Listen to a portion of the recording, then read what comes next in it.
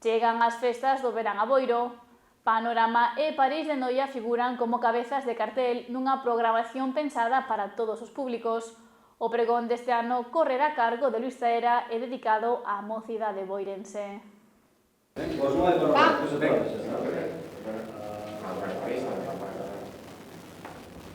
As festas do verán chegan a Boiro por todo o alto. Do 4 ao 9 de xullo pasarán pola vila todo tipo de grupos e estilos musicais para todas as audiencias.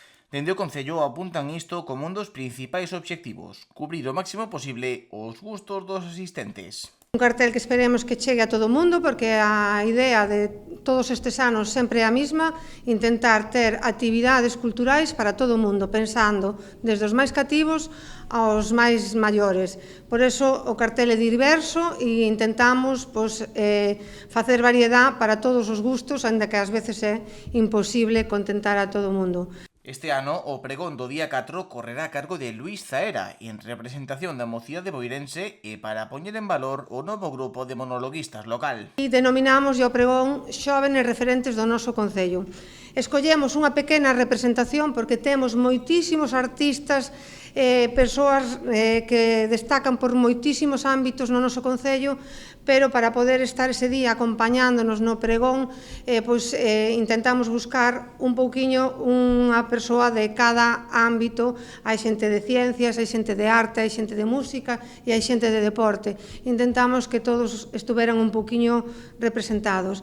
E ese pregón estará dirixido por Luís Zaera e Iago, que é un rapaz emerxente, monologuista do noso Concello e que lle queremos dar esa oportunidade para que acompañe, que venda para apadriñar un novo proxecto do Concello de Boiro a Luís Zaera. Panorama, París de Noia, de Ninjuris, Asia ou tributos a Joaquín Sabina e U2 pasarán por Boiro entre o 4 e o 9 de xullo. Música actual e tradicional, actividades de todo tipo e festas para todos os públicos, no que para o Concello é unha gran inversión para a veciñanza. Programa de actividades que engloba propostas tradicionais con tributos e tamén con grandes orquestas, olvidarnos dos DJs e os gaiteiros que amenizan xa desde a primeira hora da mañá as nosas rúas, non?